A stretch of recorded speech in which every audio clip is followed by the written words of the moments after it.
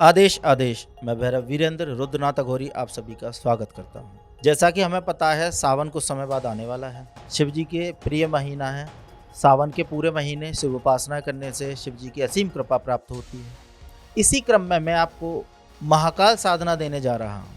महाकाल साधना एक उच्च कोटि की साधना है और एक गोपनीय साधना है जो पूज्य गुरुदेव द्वारा मुझे प्राप्त हुई थी। कई साधकों ने इसे सफल भी किया है। आज ये साधना मैं आप सभी के समक्ष बताने जा रहा हूँ। इस साधना को सफल करने वाले साधक के जीवन में कभी भी अकाल मृत्यु का भय नहीं रहता, या हम कहें आकस्मिक दुर्घटना उसके साथ कभी नहीं होती। महाकाल की साधना है, सौम्य साधना है, लेकिन इसके अनुभव थोड़े से उग्र और डरावने होते हैं। इनकी साधना में भूत प्रेत दिखाई देना आम बात है।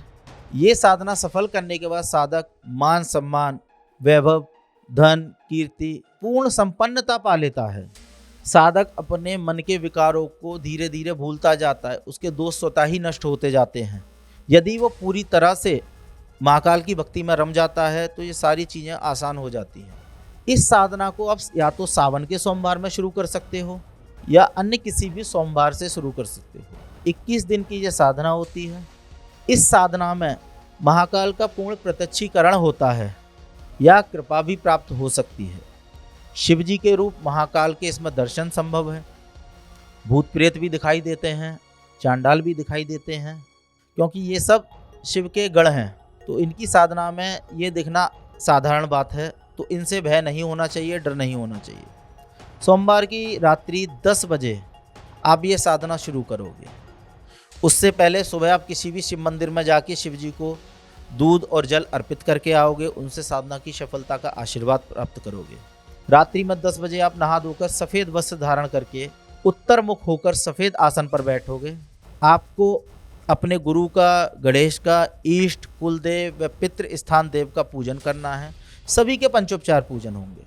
उसके बाद आपको अपने सामने सफ़ेद आसन पर ही एक शिवलिंग स्थापित करनी है। यदि शिवलिंग ना हो तो आप शिव जी की तस्वीर स्थापित कर सकते हो। आपको महाकाल का आह्वान करना है चावलों द्वारा और वो सामने स्थित शिवलिंग या तस्वीर पर छोड़ देना। उसके बाद आपको महाकाल का पूर्ण पंचोपचार पूजन करना है।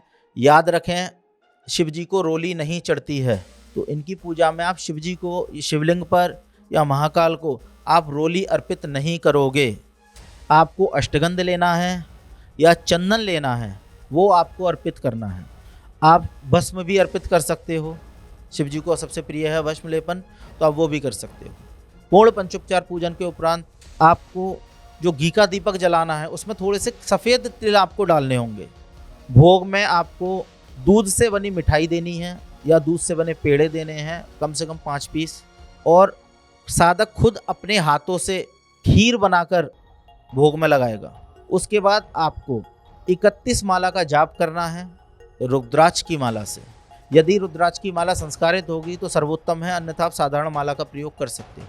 आपको 31 माला का जाप करना है। जाप के बाद आपको उसी कमरे में शयन करना है, ज़मीन पर। पूरे 21 दिन आपको ये साधना करनी है। पूर्ण ब्रह्मचर्य का पालन करना है, सात्विक आहार लेना है, जितना हो सके स्त्रियों का सम्मान करना है, अशब्दों का इस्तेमाल नहीं करना है। अपनी वाणी को जितना शुद्ध रखोगे उतना अच्छा रहेगा। 21 दिन में ये साधना सफल होती है। महाकाल के दर्शन होते हैं, उनकी कृपा प्राप्त होती है और उनकी कृपा के बल पर आप बहुत अन्य चमत्कार व अपने जीवन को सुलभ बना सकते हो। तो जो भी साधक ये साधना सावन के महीने में पूर्ण करना चाहता हो, वो हमारे दिए गए संस्था के नंबरों पर संपर्क करके पूर्ण जानकारी प्राप्त कर सकता है। आदेश आदेश।